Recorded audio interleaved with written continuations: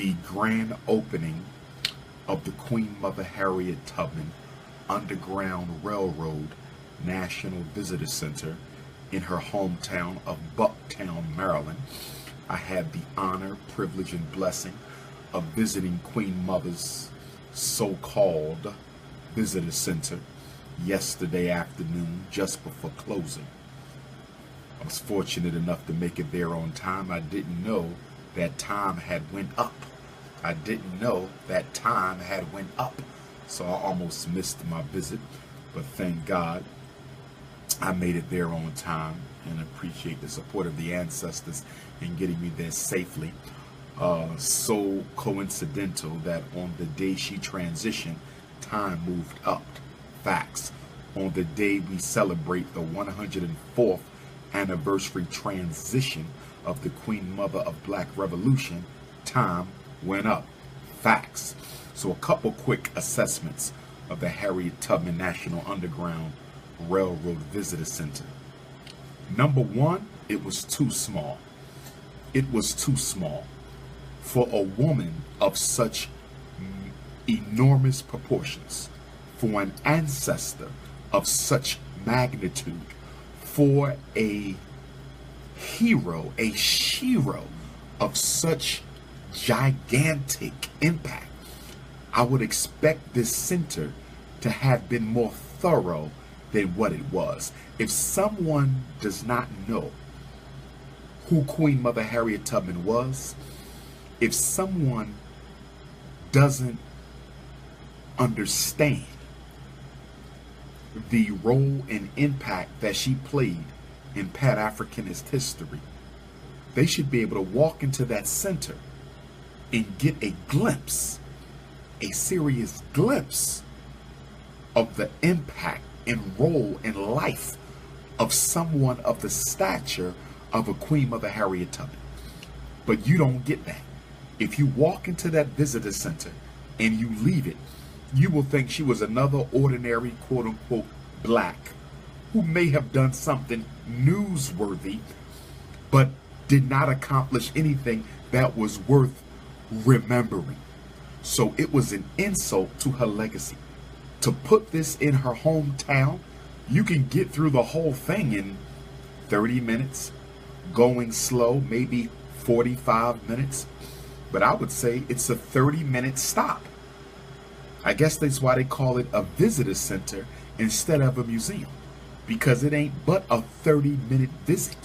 Now, mind you, Bucktown still pretty much looks the way it looked in Queen Mother Harriet's time. You have to drive almost 2 hours even from Baltimore to get there. People coming from other states are going to be driving even farther distances to get here. So because it does take a trek through the woods, not on feet, but through your car.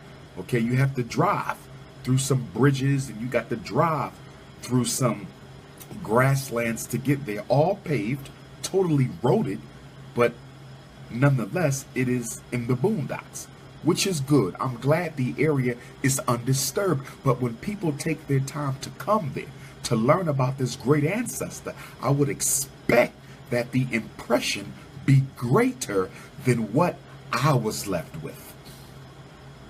It should have been greater. The impression and impact should have been greater than what I was left with. So number one, it was too small. The size itself was disrespectful. The size itself was an insult.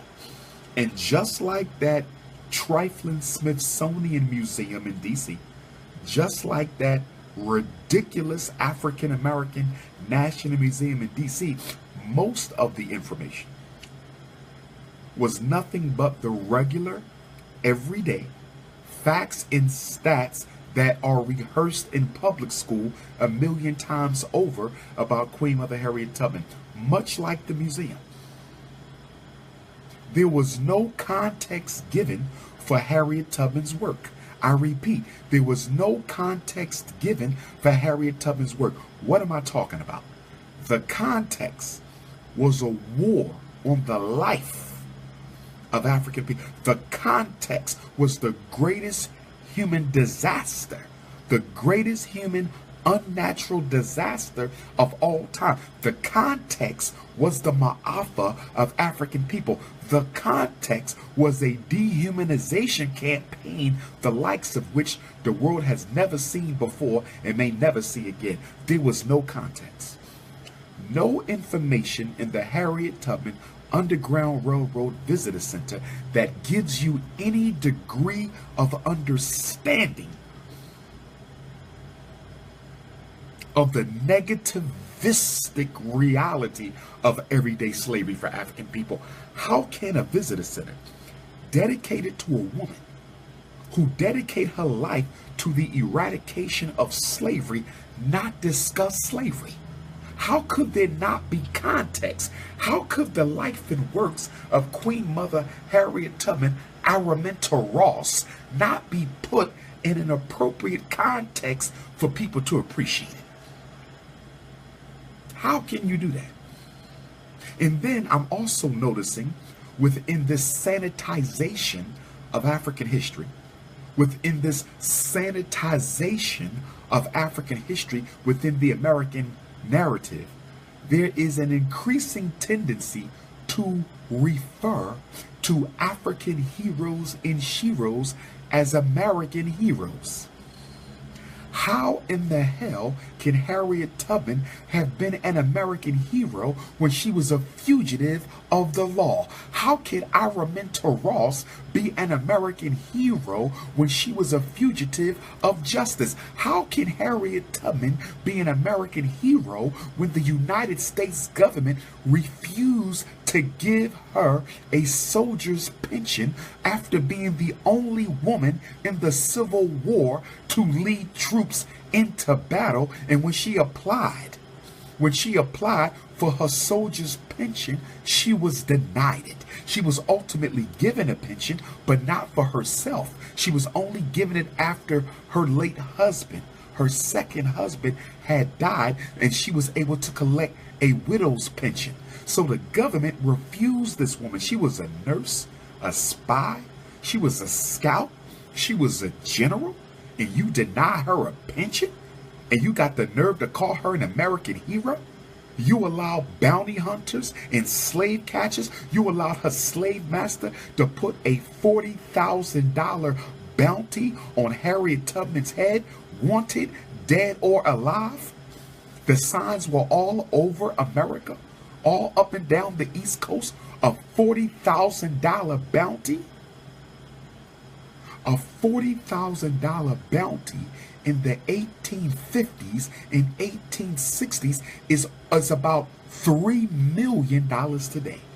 A $40,000 bounty in the 1850s and 1860s is like a $3 million reward today.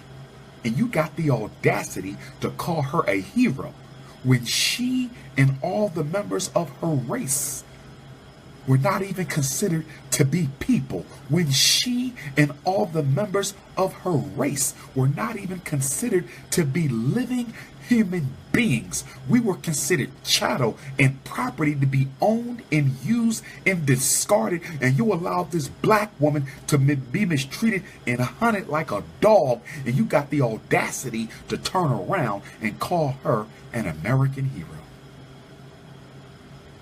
Are you kidding me? Harriet Tubman, an American hero. Frederick Douglass, an American hero. He had to go all the way to Europe, and some white folks paid and bought his freedom in Europe so he could come back and keep the fight up for American freedom. And you got the audacity to call him a hero when he was a fugitive of law? Harriet Tubman, a fugitive of law. Look at how they sanitize in our history. Look at how they sanitize in our history. Now Harriet Tubman is an American hero, but if she would have been caught and hung, you wouldn't have said nothing. If she would have been caught and hanged, you would have never referred to her as a hero. Not only that, many of the slave catchers who were after Queen Mother Harriet said that they did not intend to kill with a gunshot or bring her back alive. And you can do your research. They intended to burn her at the stake, as they did Joan of Arc in Europe.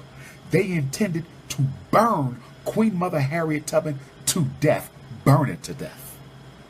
$40,000 bounty, sanctioned by the United States government, the same government that built that visitor center, the same government that built that trifling visiting center that opened up 2 days ago, is the same government that legitimized her dehumanity, the same government that allowed a bounty to be put on her head, the same government that allowed her to be hunted like a dog. And black people, we can never, ever, ever forgive the United States government for what it did to us. Don't you ever in your life even think about breaking breath to say times is all right. Times is not all right. We being hunted again. Trayvon Martin was hunted down like a dog. Michael Brown hunted down like a dog. Eric Garner hunted down like a dog. Philando Castile, Alton Sterling, Sandra Bland, Tamir Rice. We can go all night. Don't you ever give them a pass. You know what else was interesting? When I was at the visitor center, they had a handout. Harriet Tubman grand opening handout. Different activities. So I'm looking at the different activities, and right here it says games enslaved children played. Games enslaved children played. Learn the history of games that enslaved children played and create your own piece of art. From 12 to 4 p.m. Stop in any time. Let me read it again so you don't think I'm lying. Games enslaved children played. Learn the history of games that enslaved children played and create your own piece of art. Do you see what's going on? Here we go again with the sanitization. Slave children didn't have any damn fun playing no games. Did you know that children in slavery normally went around naked like animals? You were not even given a piece of cloth until you was old enough to work. Our little girls ran around with their vaginas out. Our little sons ran around with their penises exposed. They wasn't even given a loincloth or potato sack to cover up until they was old enough to work. Could you imagine your child walking outside naked, butt-ass naked, until their age of 7, 8, or 9 when they're old enough to go and work? They treated our children like animals, and you talking about games they played? Do you know how many black children were molested and sodomized, sleeping in the bed with the slave masters? Thomas Jefferson wasn't the only pedophile. Sally Hemings wasn't the only victim of slave master pedophilia. Thousands, tens of thousands of the slave masters would make our daughters and sons sleep in the bed with them so they could rape them at night. And you talking about games that slave children play like they have fun. Totally distorting. Totally distorting. Totally distorting the life of Africans in slavery. Frederick Douglass even tells you in his narrative, when it was cold, the only bed he had to climb up inside of a potato sack and try to keep warm, and his feet usually froze. Queen Mother Harriet talked about how when she was a child, they hired her out so she can go and hunt muskrats in the water. She caught measles. Queen Mother Harriet Tubman contracted the measles by being out in that filthy Bucktown, Maryland water. A little girl standing up in water up to her neck, catching muskrats. And you talking about games enslaved children play. They didn't have time for no games. If they wasn't being raped, they was working. I said if they wasn't being raped, they was working. And you got white kids and black kids out under that tent playing games like slavery was some sort of romanticized interaction between slave masters and their victims. There wasn't nothing romantic about no damn slavery. Are you crazy? This is what y'all open this museum for? To sanitize our history and whitewash the true reality? the true brutality, the true dehumanization of African people in America during the Ma'afa. This is unacceptable, brothers and sisters. Another thing I didn't like, too many white folk were in charge of the whole grand opening. Everything was ran by white folk. You had a couple blacks. You had the brother who designed it. You had his sister playing Harriet. You had a couple blacks, but the whole thing was basically ran by whites. How they telling our story? How they telling our story?